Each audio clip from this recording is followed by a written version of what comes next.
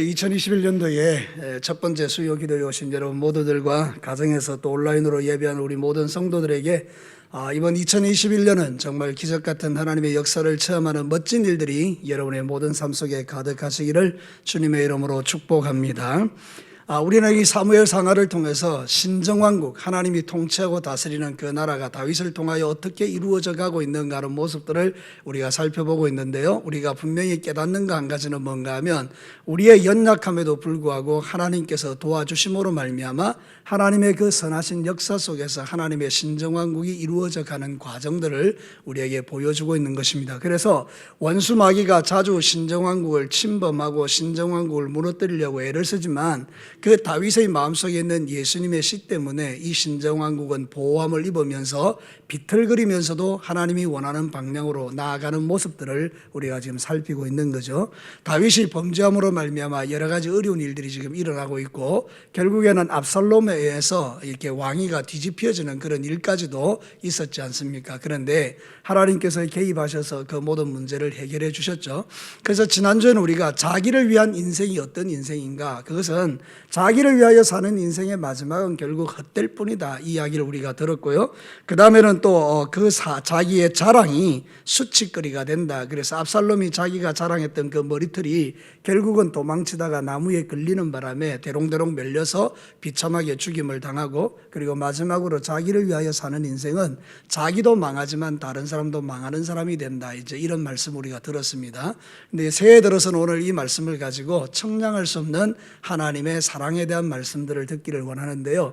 오늘 읽어드린 이 성경 본문은 크게 두 부분으로 나누어집니다. 하나는 뭔가 하면 이 압살롬을 죽이고 결국 성전한 다윗의 군대의 그 성전 소식을 아히마아스라는 사람하고 구스 사람 용병이 달려가서 다윗에게 알려주는 그 장면 첫 번째 하고요. 그 다음 두 번째는 그 소식을 들은 이 다윗이 내 아들 압살롬아, 내 아들 압살롬에서 슬퍼하고 우는 그 장면들이 이게 두 가지가 나와 있거든요. 그래서 오늘 이 성경 본문을 가지고는 이 두 번째 장면, 이 압살롬의 죽음에 대해서 이 다윗이 슬퍼하고 애통하는 이 장면을 가지고 우리가 하나님의 청량할 수 없는 사랑과 비교하면서 하나님의 말씀을 듣기를 원합니다. 자, 오늘 성경 본문을 통해서 첫 번째는 어떤 것을 우리에게 들려주는가 하면 다윗의 슬픔은 하나님의 심판에 대한 처절한 후회가 담긴 슬픔이라는 것입니다.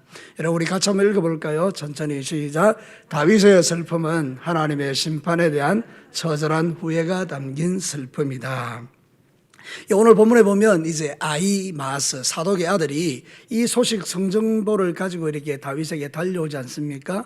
근데 달려와서 하는 이야기하고 구스 사람 용병, 아프리카 사람 그 용병이 와서 다윗에게 보고하는 내용이 똑같습니다. 그 내용이 그 내용을 한번 살펴보도록 하겠습니다. 28절에 보면 아히마아스가 이렇게 말합니다. 왕에게 엎드려서 하나님 여호와를 찬송하리소이다. 그의 손을 들어 내 주 왕을 대적하는 자들을 넘겨주셨나이다.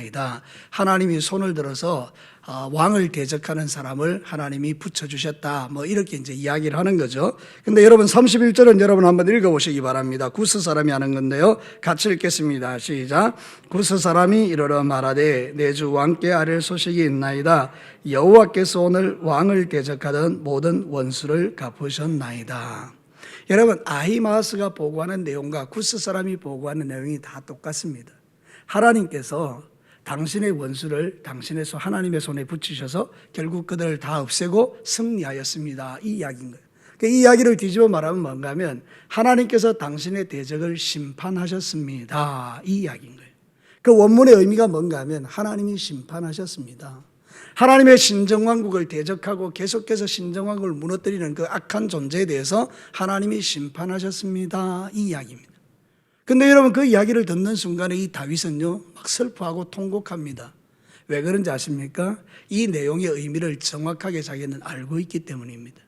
여러분, 이 지금 압살롬이라든지 다윗의 왕가에 일어나고 있는 이 엄청난 이 사건들, 비극적인 사건의 원인 제공자가 누구입니까? 바로 다윗인 것입니다. 다윗은 이 모든 일들이 자기로 말미암아 이루어지고 있다는 사실을 알았던 거예요. 그러니까 하나님의 심판입니다 이럴 때, 하나님께서 이 자녀들을 통해서 나의 죄에 대해서 판단하시는구나. 그러면서 하나님 앞에 대성통곡하고 있는 것을 우리가 보는 거죠. 여러분, 야고보서 1장 14절과 15절 우리 같이 한번 읽어볼까요? 시작. 오직 각 사람이 시험을 받는 것은 자기가 욕심에 이끌려 미혹됨이니 욕심이 잉태한 적 죄를 낳고 죄가 장성한 적 사망을 낳느니라. 하나님 나라의 원리는 그렇습니다. 우리의 마음의 욕심들이 결국 잉태해서 죄를 낳고 죄가 장성하니까 사망을 낳는 이 구조가 지금 이 신정왕국에서 일어나고 있는 것을 우리가 볼 수가 있죠. 다윗은 정말 이 상황 속에서 너무너무 마음이 아팠던 거예요. 그래서 여러분, 이 마음이 아프다라는 이야기가 33절에 나오는데, 왕의 마음이 심히 아파 문 위층으로 올라가서 울었다 할 때 이 아프다라는 말이요, 그 히브리어로 뭔가 하면 라가즈라는 건데 이건 떨다 이런 뜻이에요. 그 하나님의 두려우신 심판 앞에서 벌벌 떨리는 상태를 라가즈라 하는데 그게 마음이 아프다는 표현이에요. 그러니까 여러분, 지금 다윗이 지금 슬퍼하고 통곡하는 것은 단순히 아들이 죽었기 때문이 아니라 이 아들의 죽음을 통하여 심판하시는 하나님을 직면했기 때문에 그가 두려워서 떨면서 하나님 앞에 울고 있는 이 모습이죠. 하나님, 내가 정말 잘못했습니다. 내가 이 욕심이 잉태해서 죄를 낳고 죄가 장성해서 이런 사망을 낳았습니다. 이 하나님의 심판이 오겠습니다. 하나님, 내가 죄인입니다. 그걸 가슴치며 통곡하고 있는 게 오늘 읽은 이 성경 본문의 이야기인 것입니다. 사랑하는 성도 여러분, 우리가 범하는 죄가 이렇게 무서운 것입니다. 우리가 그저 대수롭지 않게 생각하고 짓는 죄들의 결과가 때로는 이렇게 무섭다, 이런 뜻이죠. 그러니까 진정한 하나님의 사람들은 보면요, 내 죄 사함을 받았구나 막 기뻐하고 즐거워하지만 사실 우리가 짓는 죄에 대해서 아주 민감한 것도 볼 수 있어요. 하나님, 당신은 나를 위하여 이렇게 엄청난 일을 행하셨는데 내가 이 너무 쉽게 죄를 범하는 나를 용서해 주십시오. 그러면서 그 죄에 대한 민감성을 가지고 사는 것을 볼 수 있죠. 여러분, 요한일서 3장 3절과 4절 한번 보실래요? 같이 한번 읽겠습니다. 시작. 주를 향하여 이 소망을 가진 자마다 그의 깨끗하심과 같이 자기를 깨끗하게 하느니라. 죄를 짓는 자마다 불법을 행하나니 죄는 불법이라. 하나님 앞에서는 두 종류의 사람이 있죠. 하나는 뭔가 하면 그 소망을 가지고, 천국 소망을 가지고 날마다 자신을 깨끗하게 하는데 마치 주님처럼 자신을 깨끗하게 하는 사람들이 있고요. 두 번째는 불법과 같은 죄를 마음대로 짓는 사람들이 있다는 거죠. 저와 여러분의 선택은 선명합니다. 우리가 주 예수 그리스도를 믿고 난 이후에 우리가 모든 죄의 사함을 입었다 하더라도 그것 때문에 우리가 일상 속에서 짓는 죄를 허용한 것은 아닙니다. 그래서 날마다 자신이 주님과 같이 깨끗해지기를 원하고 주님 앞에 자기를 살피는 지혜가 우리에게 있는 거예요. 그래서 여러분들, 마지막 시대는 여러분들이 이 죄악이 홍수같이 밀려오는 시대 속에서도 여러분의 그 거룩을 잘 지켜내는 그런 멋진 그리스도인들이 되시기를 축복합니다. 그런데 오늘 성경이 진짜 말하고 싶은 것은 그것이 아닙니다. 이런 엄청난 죄를 지은 다윗, 그 하나님의 의미하신 심판 앞에 벌벌 떨면서 울고 있는 이 다윗, 그 다윗보다 더 악한 우리들이 이 땅에 존재하는 이유가 뭐냐? 그것이 바로 청량할 수 없는 하나님의 사랑 때문이라는 걸 우리에게 말하는 겁니다. 여러분, 다윗과 여러분이 비교해 볼 때 말이죠, 우리의 죄가 다윗과 비교해서 작다고 말할 수 없습니다. 다윗은 나름대로 일생을 살아가면서 정말 한 번 그 자신의 정욕을 이기지 못해서 우리아의 아내를 범하고 그리고 살인하는 이런 죄를 지었지만요, 다윗의 일상생활 전체가 죄라고 볼 수는 없어요. 여러분이 잘 아는 것처럼 다윗은 하나님 앞에 정직하기 위해서 얼마나 애를 썼는지 모릅니다. 하나님 앞에 자기를 거룩하게 하기 위해서 날마다 자신을 쳐서 복종하며 신실한 삶을 살았던 사람임에 틀림없습니다. 근데 우리는요, 어떤 면에서 보면 다윗이 범한 그런 살인죄라든지 다윗이 범한 이런 간음죄를 우리가 범하지 않았다 할지라도 우리의 입술로, 우리의 삶으로 크고 작은 죄를 매일같이 범하며 살아가는 우리의 모습들을 발견할 때가 훨씬 많지 않습니까? 그럼에도 불구하고 우리에게 하나님께서 주신 것은 무엇입니까? 우리의 그런 태산 같은 죄를 용서하시고 그 청량할 수 없는 사랑으로 우리를 안아주시고 우리를 받아주시는 그 은혜가 저와 여러분에게 임하고 있다는 사실입니다. 하나님께서 만약 이 자비와 긍휼을 거두어 가시면 아마 저와 여러분은 기절할 겁니다. 다윗이 떨며 하나님 앞에 직면했던 그 두려움보다 더 큰 두려움이 저와 여러분에게 있을 겁니다. 그래도 우리가 이렇게 담대할 수 있는 이유는 무엇입니까? 청량할 수 없는 하나님의 사랑이 우리를 덮고 있기 때문입니다. 그 예수 그리스도의 보배로운 피가 저와 여러분을 머리부터 발끝까지 덮고 있기 때문에 우리는 은혜의 보좌 앞에 나아가는 것 아니겠습니까? 오늘 이 밤 우리가 드리는 이 경배와 찬양을 하나님이 기쁘게 받는 이유도 무엇 때문입니까? 우리의 의가 있어서가 아니라 그리스도의 의가 우리를 덮어주기 때문에, 예수님의 의가 우리를 덮어주기 때문에, 하나님의 청량할 수 없는 그 사랑이 우리의 죄를 용납하시기 때문에 우리가 주님 앞에 이 은혜를 입고 있는 것 아니겠습니까? 그러니까 사랑하는 성도 여러분, 우리가 이런 놀라운 은혜를 받은 존재라는 사실을 늘 기억하면서 하나님 앞에서 그렇기 때문에 범죄하는 것이 아니라 그렇기 때문에 더 정결하고 거룩한 믿음의 길을 걸어가는 마지막 시대의 성도들이 되시기를 주님의 이름으로 축복합니다. 내 죄로 인하여 후회할 일을 만들지 않는 것, 그게 지혜로운 사람들인 겁니다. 요즘 이 마지막 시대에는 사람들이 죄 짓는 걸 별로 두려워하지 않지만 내가 짓는 죄 때문에 후회할 일을 만들지 않는 사람이 지혜로운 사람입니다. 여러분의 일평생에 여러분이 죄 때문에 후회할 일이 없도록 날마다 성령 충만하시고 거룩한 믿음의 길을 한 걸음 한 걸음 뚜벅뚜벅 주님 앞에 더디더라도 신실함으로 걸어내는 저와 여러분이 되기를 주님의 이름으로 축복합니다. 자, 두 번째입니다. 이것도 너무 귀한데요. 반역한 아들을 기다리는 다윗의 마음은 하나님 아버지의 마음이다. 우리 같이 한번 읽어볼까요? 시작.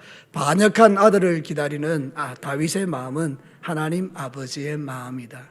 저 말씀 준비하면서요, 참 이 다윗이 어떤 마음으로 지금 이 소식을 기다리고 있는가를 보는데, 여러분 성경 한번 보시기를 바랍니다. 24절 같이 한번 읽어볼까요? 24절 시작. 때에 다윗이 두 문 사이에 앉아있더라. 파수꾼이 성문 위층에 올라가서 눈을 들어보니 어떤 사람이 홀로 달려오는지라. 이 다윗이 지금 앉아있는 위치가요, 그 성문이 두 겹으로 되어 있는데 그 가운데 공간에 이렇게 의자를 놓고 앉아서 기다리는 거예요. 뭘 기다리는가 하면 누가 돌아오기를요? 압살롬이 돌아오기를요. 자기가 신신당부 해놨잖아요. 너희들이 만약에 압살롬을 발견하거든 죽이지 마라. 데려오너라. 그냥 산채로 데려와라. 이 아버지의 마음은 뭔가 하면 이 압살롬이 죽은 시체로 돌아오는 게 아니고 살아있는 모습으로 돌아오기를 원하는 거잖아요. 그래서 여러분 24절에 앉아있다는 말은 야사보라는 건데, 이 야사보라는 말이 뭔가 하면 그냥 잠시 앉았다 일어나는 이런 앉아있는 게 아니고요. 여러분들처럼 그냥 1시간 예배드리고 돌아가는 이 앉아있는 게 아니고요. 오랫동안 거주한다, 그런 뜻이에요. 그러니까 그 자리에 계속 머물러 있는 거예요. 누가 올 때까지? 아들이 돌아올 때까지. 여러분 원수 아닙니까? 자기의 왕자를 넘보고 심지어는 자기를 죽이려 하고요. 그러니까 이 원수 같은 아들을요, 이 다윗이 지금 기다리고 있는 거예요. 산채로 돌아오기를. 그러면서 오늘 뭐라고 말합니까? 내 아들아 차라리 내가 죽었으면 좋았을 것을. 여러분이 다윗이 보여주는 이 그림이 무엇입니까? 그것이 바로 하나님의 마음을 우리에게 보여주는 것입니다. 사랑하는 성도 여러분, 이 반역한 인간을 기다리는 그 하나님의 마음이 이 다윗을 통해서 투영되어 있는 겁니다. 우리는 비록 이 압살롬같이 악한 인간들이지만 주님은 우리를 기다리신다는 거예요. 이게 은혜죠. 호세아 1장 9절과 10절 우리 한번 읽어볼까요? 시작. 여호와께서 이르시되 그의 이름을 로암미라 하라. 너희는 내 백성이 아니요 나는 너희 하나님이 되지 아니할 것임이니라.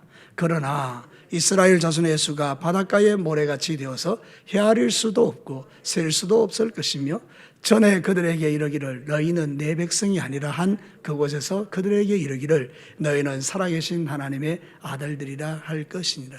이 말씀 속에 가장 중요한 단어가 뭡니까? 그러나, 이겁니다. 너희는 내 백성이 아니다. 그러나 너희들은 내 사랑하는 아들들이다. 이게 정확한 아버지의 사랑을 표현하고 있는 하나님의 말씀이에요. 오늘도 저와 여러분에게 그러나의 은혜가 있기 때문에 살아가는 겁니다. 하나님께서 저와 여러분의 이 죄악을 심판하시면 우리는 살 수 없지만, 그러나 너희들은 내 백성이 아니다. 그러나 나는 너희들을 내 백성으로 삼을 것이다. 이게 정확한 아버지의 마음인 것입니다. 사랑하는 성도 여러분, 이 사랑을 지금 우리는 누리고 있는 줄로 믿습니다. 청량할 수 없는 하나님의 사랑이라는 주제가 바로 여기 있는 겁니다. 다윗이 원수 같은 자기 아들이 살아 돌아오기를 기다리고 불안해하고 두려워하고 제일 먼저 물어보는 게 우리 전쟁에서 이겼냐? 내 백성들이 한 명도 다치지 않았냐? 전쟁터에 나간 사람이 어떻게 됐느냐? 이게 물어보는 게 왕이죠. 그런데 여러분, 이 왕이 제일 먼저 물어보는 게 뭡니까? 우리 아들 살았냐? 여러분, 전쟁터에 나간 그 백성의 마음으로는 얼마나 서운하겠습니까? 그런데 다윗의 관심은요, 거기 있지 않고 자기 아들에게 있는 거예요. 이게 바로 아버지의 사랑이라는 거잖아요. 오늘 이 땅에 수많은 사람들이 살고 있어도 하나님의 관심은 자기의 자녀들에게 있는 줄로 믿습니다. 여러분들이 그 하나님의 눈 안에 있다는 게 얼마나 위로와 소망이 됩니까? 우리 자신을 생각해 보면 우리는 탕자같이 나쁜 놈들입니다.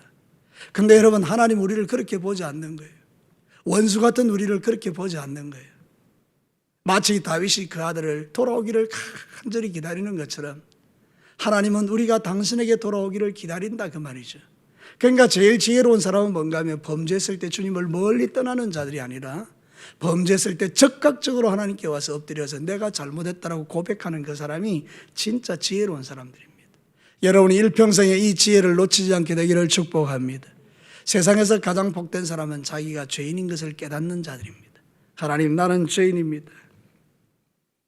누가복음 15장 20절에 보면 아버지의 마음이 잘 나타나 있죠. 같이 한번 읽어보겠습니다. 시작. 이에 일어나서 아버지께로 돌아가니라. 아직도 거리가 먼데 아버지가 그를 보고 측은히 여겨 달려가 목을 안고 입을 맞추었다. 탕자가 나갔다가 돌아올 때요, 제일 먼저 본 사람이 누굽니까? 아버지면 어떻게 볼 수 있겠어요? 여러분, 우리가 진교 땅에 저기 고속도로부터 들어오는 길이 있잖아요, 그죠? 그게 누가 오는지 누가 알겠어요? 다 바쁜데, 다 자기 일 하는데. 근데 저기서 오는 사람을 보는 사람이 하나 있어요. 누가 그걸 보고 있겠습니까? 관심 있는 사람요. 그 아버지가 그걸 보고 있는 거예요, 늘. 우리 아들이 갔던 그 길에 돌아오는 그 길을 늘 보고 있는 거잖아요. 그래서 그 아들이 터벅터벅 걸어오는 그 누추한 모습을 보면서도 아버지는 적극적으로 했어요. 내 아들이라는 걸. 그래서 달려가서 그를 부둥켜 안고 그를 품어주는 거잖아요. 하나님은 지금도 저와 여러분을 기다리고 있는 줄로 믿습니다. 오늘도 우리는 주님을 멀리 떠나서 방탕하는 인생이 될 수도 있지만, 그러나 우리는 주님께 가까이 올수록 우리는 하나님의 풍성한 은혜를 누리는 겁니다. 2021년도는 충만한 교회인데, 충만은 어디서 오느냐? 하나님의 충만으로부터 오는 겁니다. 내가 막 충만해야지 이래서 충만해지는 게 아니고 하나님께 가까이 가면 저절로 충만해지는 것입니다. 여러분, 우리가 핸드폰 있잖아요, 그죠? 배터리가 다 따라져요. 칸이 자꾸 줄어들어요. 그 칸을 채울 수 있는 유일한 비결이 뭡니까? 콘센트에 꼽으면 돼요. 저와 여러분의 영혼이 하나님께 꽂혀만 있으면요, 하늘로부터 풍성함이 공급되거든요. 그러니까 여러분은 기도와 말씀으로 충전되는 자들이에요. 우리는 예배를 통해서 충전되는 자들이에요. 여러분, 왜 이 시대가 정말 힘들다고 느껴지십니까? 예배 드리지 못하니까 그래요. 어떤 사람들은 예배를 못 드리면 미쳐 날뛰어요. 사실은 내 영혼이 너무 미칠 것 같아서, 갈급해서. 물론 온라인으로 드리는 예배를 통해서도 은혜를 받을 수는 있지만, 그래 현장에서 주님을 만나는 이 기쁨이 엄청 크기 때문에 막 못 견디는 거예요. 견딜 수가 없는 거예요. 사랑하는 성도 여러분, 오늘도 저와 여러분이 하나님에게 콘센트가 꼽혀 있어야 거기에서 우리는 하나님의 충만함을 받고 충만한 생활이 가능해지니까, 여러분 2021년도에는 여러분이 어떤 허물과 연약함이 있다 할지라도 하나님을 떠나는 것이 아니라 하나님께 가까이 해서 그분이 공급하는 은혜로 충만하게 되셔서 어떤 어려움도 넉넉하게 이겨내는 승리자로 살아가시기를 주의 이름으로 축복합니다. 오늘 본문이 던지는 메시지가 이것입니다. 청량할 수 없는 하나님의 은혜가 뭐냐? 기다리시는 거예요. 다윗이 그 아들 원수 같은 압살롬을 기다리는 것처럼 살아 돌아오기를, 우리 하나님이 지금 원수 같은 우리가 돌아오기를 기다리는 그 아버지의 마음 때문에 우리가 사는 거잖아요, 그죠?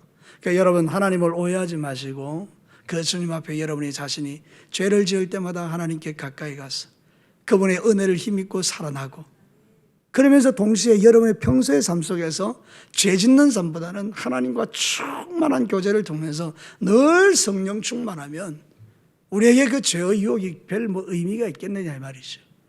그게 얼마나 시시하게 보이겠느냐 그 말이에요. 내가 약해지니 죄의 유혹이 커지지, 내가 성령 충만하면 죄의 유혹 따위는 아무것도 아닌 것을 깨닫잖아요. 그러니까 여러분, 2021년대는 하나님이 여러분에게 공급하시는 그 은혜로 충만하셔서 주께로 돌아가 그분의 품에 안겨서 하나님이 공급하시는 이 놀라운 은혜, 청량할 수 없는 사랑이 여러분 안에 가득 채워지게 되기를 주님의 이름으로 축복합니다. 저도 소원하는 바가 그것입니다. 하나님, 제가 충만해지기를 원합니다. 여러분도 기도해 주십시오. 뭐 주의 종이 성령 충만한 것처럼 여러분에게 좋은 게 어디 있겠습니까? 내가 하나님의 영으로 충만하고 내가 성령 충만하고 하나님 말씀 볼 때마다 지혜와 계시의 영이 열려서 그 말씀에 깊이 있는 보화를 끄집어내서 여러분에게 나누어 줄 때 그게 우리에게 최고의 행복이 아니겠습니까? 그러니까 여러분, 주의 종들에 대해서 이렇다 저렇다 말할 수도 있겠지만 그게 중요한 건 아니에요. 그보다 더 중요한 건 뭔가 하면 하나님의 영으로 충만해지도록 기도해 주시면 하나님은 우리의 기도에 응답하시는 분이니까 우리 교역자들이 성령 충만하면 이 강단에서 선포하는 말씀들이 여러분의 영을 살리고 그럼 여러분 이 마지막 시대에 하나님을 더 가까이 하는 아름다운 존재들이 되지 않겠습니까? 마지막 세 번째입니다. 대신 죽기를 바라는 다윗의 사랑은 예수님을 통하여 실제가 되었다. 우리 같이 한번 읽어볼까요? 시작. 대신 죽기를 바라는 다윗의 사랑은 예수님을 통하여 실제가 되었다.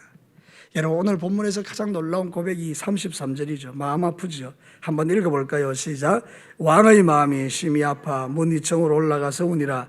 그가 올라갈 때 말하기를 내 아들 압살롬아 내 아들 압살롬아 차라리 내가 너를 대신하여 죽었다면 압살롬 내 아들아 내 아들아. 여러분 이 다윗의 마음이 느껴지십니까? 여러분이 다 지금 결혼한 사람들이죠. 결혼 안 한 사람은 손 들어보시오. 우리 형진이 하나 있네요. 여러분 이 결혼한 사람은 이 말씀의 의미를 다 알아요. 여러분 자식을 위하여 대신 죽을 수 있어요. 여러분 원수 같은 자식이라도 대신 죽을 수 있어요. 그게 아버지의 마음이죠. 그게 어머니의 마음이죠. 아이들이 뭐 우리한테 잘해서 그렇습니까? 그렇지 않습니다. 여러분 자식들이 다 잘하던가요? 진수건이 항상 잘하시나요? 여러분 나도 어떤 때 애들이 미울 때가 있어요. 우리 아이들이 이거 들을 수 있을 수도 있는데 아이들이 미울 때도 있어요. 근데 여러분 애가 만약에 큰 문제가 생기잖아요. 저는 아이들을 위해서 대신 죽을 수 있어요. 제가 탁월하고 뛰어나서가 아닙니다. 여러분들도 자식이 아프거나 자식이 어린이를 당하면 차라리 내가 죽었으면 좋겠다는 그 마음이 여러분에게 있습니다. 이 아버지의 사랑, 어머니의 사랑이죠. 이 사랑이 어디서 온 겁니까? 하나님의 사랑인 줄로 믿습니다. 하나님께서 우리에게 그 사랑을 보이신 거예요. 여러분이 잘 아는 말씀이잖아요. 요한복음 3장 16절과 17절 보면 이렇게 말해요. 같이 한번 읽어보겠습니다. 시작. 하나님이 세상을 이처럼 사랑하사 독생자를 주셨으니 이는 그를 믿는 자마다 멸망하지 않고 영생을 얻게 하려 하심이라. 하나님이 그 아들을 세상에 보내신 것은 세상을 심판하려 하심이 아니요 그로 말미암아 세상이 구원을 받게 하려 하심이라. 정확하게 하나님의 마음이 표현되어 있죠. 하나님이 우리를 사랑하셔서 그 아들을 십자가에 죽이신 거예요. 오늘 성경 본문에 내가 대신 죽었으면 좋았을 걸 한데 다윗은 대신 죽지 못했어요. 그죠? 근데 여러분 하나님은 우리를 위하여 대신 죽으셨어요. 누가 우리를 위하여 대신 죽었습니까? 성자 하나님이신 예수님이. 이것만큼 엄청난 사건이 어디 있습니까? 그래서 여러분 우리가 잘나서 우리를 위해서 죽은 게 아니라고 성경은 말하죠. 바울이 로마 교회에 보낸 편지에서 이렇게 표현합니다. 로마서 5장 10절에 보면 우리 같이 한번 읽어볼까요? 시작. 곧 우리가 원수 되었을 때에 그의 아들의 죽으심으로 말미암아 하나님과 화목하게 되었은즉 화목하게 된 자로서는 더욱 그의 살아나심으로 말미암아 구원을 받을 것이니라. 언제 우리가 구원받았습니까? 원수 되었을 때요. 누가 원수를 위하여 자기 아들을 내어놓습니까? 청량할 수 없는 하나님의 사랑이죠.